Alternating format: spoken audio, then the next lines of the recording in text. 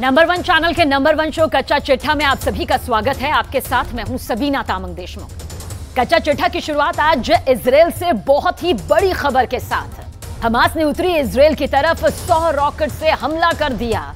वहीं इजराइल की सरकार और इजराइल की डिफेंस फोर्स के बीच मतभेद नजर आ रहे हैं। एक तरफ इजराइल की सेना गाजा में घुसने की इजाजत मांग रही है, तो दूसरी तरफ बाइडेन के दबाव के चलते अभी तक इजराइल की वॉर कैबिनेट कोई फैसला नहीं ले पाई।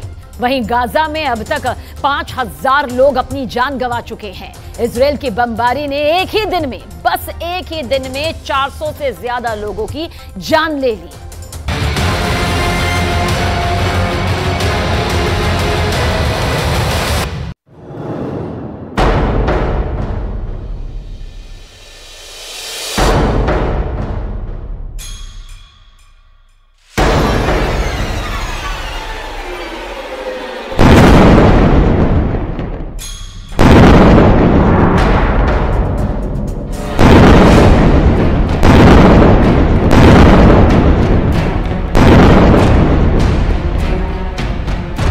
गाजा पर कयामत टूटी है।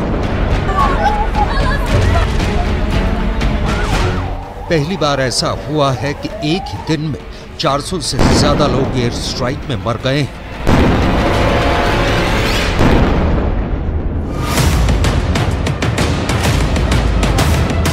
गाजा की गली गली में लाशें बिछी हुई हैं। क्या हुआ है गाजा के अंदर जो पूरी दुनिया सिहर उठी है? तस्वीरों के साथ विस्तार से सब कुछ आपको बताएंगे, लेकिन सबसे पहले बात होगी अमेरिका और इजराइल के बीच चल रही रस्साकशी की। गाजा के अंदर किमशुफ इलाके में हुई खूनी झड़प को लेकर फिलिस्तीन के अखबारों ने दावा किया है कि इजराइल का 75 करोड़ का एक मरकबा टैंक फोड़ दिया गया है और इजराइल का एक जवान भी मारा गया है। गाजा के अंदर घुसते ही इस खूनी झड़प में इजराइल को हुए नुकसान ने बाइडेन को बहुत ज्यादा परेशान कर दिया है। अमेरिका के रक्षा मंत्री ऑस्टिन और इजराइल के रक्षा मंत्री योव गैलेंट हर दिन एक दूसरे से फोन पर बात कर रहे हैं और इसके बाद अमेरिका के रक्षा मंत्री ऑस्टिन राष्ट्रपति जो बाइडेन को पूरी रिपोर्ट देते हैं। इजराइल के अंदर अमेरिका के सैन्य विशेषज्ञ भी मौजूद हैं, जो कि इजराइल डिफेंस फोर्स को अपनी विशेष सलाह भी दे रहे हैं। इन सब बातों का जिक्र करते हुए इजराइल की मीडिया में यह खबर छपी है कि सारी परिस्थितियों पर विचार करने के बाद जो बाइडेन ने एक बार फिर इजराइल को सलाह दी है कि वो गाजा में घुसने से पहले पुख्ता तैयारी कर लें। बाइडेन और नेतन्याहू के बीच फोन पर बातचीत भी लगातार जारी है। इजराइल के अंदर कुछ अजीब सी भ्रम की स्थितियां बनी हुई हैं। एक तरफ इजराइल डिफेंस फोर्स के chief of defence staff Herzi Halevi ये कह रहे हैं कि गाजा के अंदर सेना को घुसने की इजाजत दी जाए, क्योंकि हमास को ज्यादा समय नहीं दिया जाना चाहिए। दूसरी तरफ इजराइल की वॉर कैबिनेट, जिसमें प्रधानमंत्री नेतन्याहू और विपक्ष के नेता लैपिड शामिल हैं, शायद अभी भी भ्रम की स्थिति में है, क्योंकि बाइडेन का संकेत है कि अभी गाजा में ग्राउंड ऑपरेशन कुछ समय के लिए स्थगित किया जाए। एक रिपोर्टर ने बाइडेन से इस पर सवाल पूछा तो बाइडेन ने कहा कि वो इस विषय पर इजराइल से बात कर रहे हैं।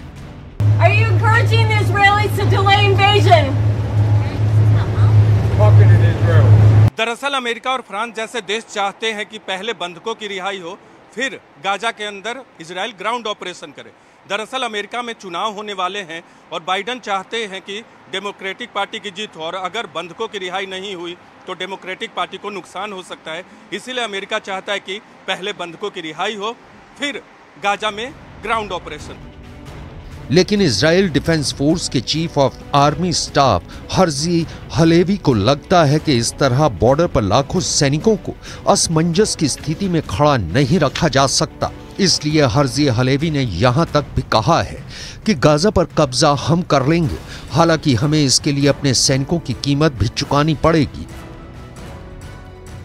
अमेरिका के अखबारों में दावा किया जा रहा है कि बाइडेन गाजा में ग्राउंड ऑपरेशन करने से इजराइल को रोक नहीं रहे हैं, वो सिर्फ कुछ दिन रुकने के लिए अपील कर रहे हैं। दूसरी तरफ फ्रांस के राष्ट्रपति इमैनुअल मैक्रों भी इजराइल का समर्थन करने के लिए तेल अवीव पहुंच गए हैं।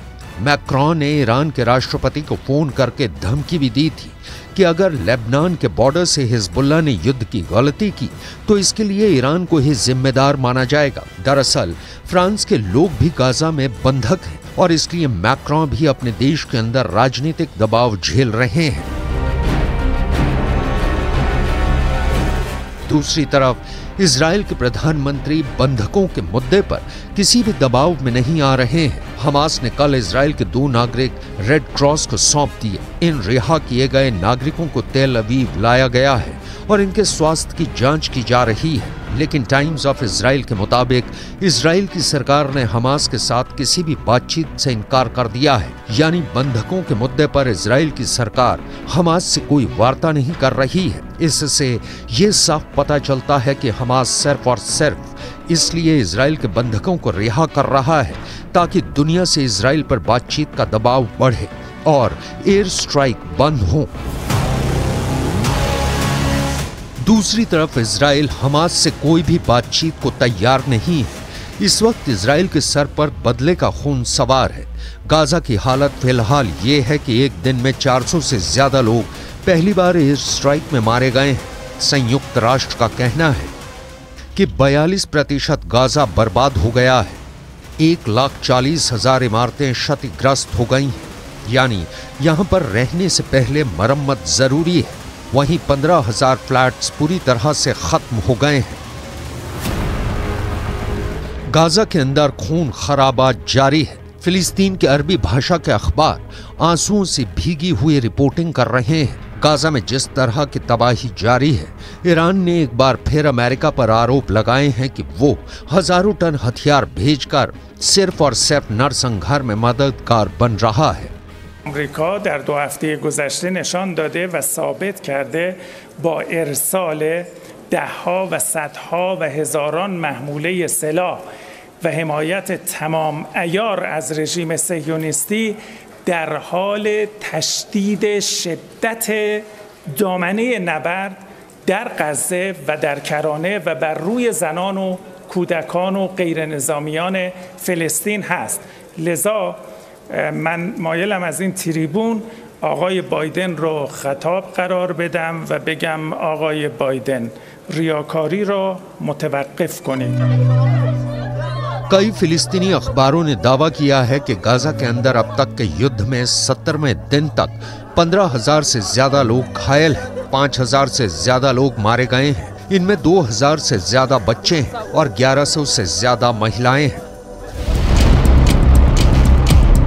इजराइल गाजा पर MK-84 बम बरसा रहा है जो 365 मीटर तक सब कुछ खत्म कर देता है और एक बड़े आग के गोले के साथ जमीन पर फटता है। गाजा की इस तबाही ने पूरी दुनिया को रुला दिया है, लेकिन इसके लिए जिम्मेदारी किस पर तय होगी? हमास पर, जिसने युद्ध शुरू किया, या फिर इजराइल पर, जो इसे आतंकियों पर बदले की कार्रवाई बता रहा है? We were hosting our relatives from Gaza and the northern cities from Sagala family. They were sheltering at our home because we thought that our area would be the safest, but apparently it's not. Apparently it's not the safe. There is no safe in Gaza Strip. We are bombing everywhere. So we were hosting them, our relatives. We had maybe more than 100 persons. दूसरी तरफ संयुक्त राष्ट्र के सामने Gaza के 20 लाख से ज्यादा लोगों की रोजी रोटी का संकट खड़ा हो गया है। रफा क्रॉसिंग से जो राहत सामग्री आ रही है वो अभी इतनी ज्यादा नहीं है कि हर किसी को राहत पहुंचाई जा सके। संयुक्त राष्ट्र का कहना है कि 20 लाख से ज्यादा गाजा के लोगों के लिए हर दिन कम से कम 100 ट्रक राहत चाहिए। संयुक्त राष्ट्र दुनिया से मदद की अपील कर रहा है। Right now, our biggest challenge is the supply of humanitarian aid. Effectively, we're running out of stocks of water, food, medicines.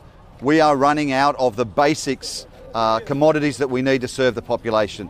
So what's really now critical is a sustained pipeline of supplies from Egypt into Gaza. That has been a very, very difficult negotiation over a long period. My call is that aid needs to flow. Yes, late last night we got the second convoy in of around 14 trucks. That brings to 34 trucks what we've brought in over 2 days. We need hundreds of trucks coming into Gaza to meet the needs of the population here. अब Gaza का भविष्य इस बात पर निर्भर करता है कि आखिर गाजा में इजराइल डिफेंस फोर्स कब घुसने वाली है। अमेरिका अभी कुछ और वक्त चाहता है ताकि वेस्ट एशिया में मौजूद अपनी मिलिट्री बेस की सुरक्षा को बढ़ा सके। इराक के बाद अब सीरिया में भी अमेरिका के एक मिलिट्री बेस पर हमला हुआ है। इन हमलों ने अमेरिका को मुश्किल में डाला हुआ है और वो जानता है कि जब इजराइल गाजा में घुसेगा तो वेस्ट एशिया के अरब मुल्कों में आग जरूर लगेगी।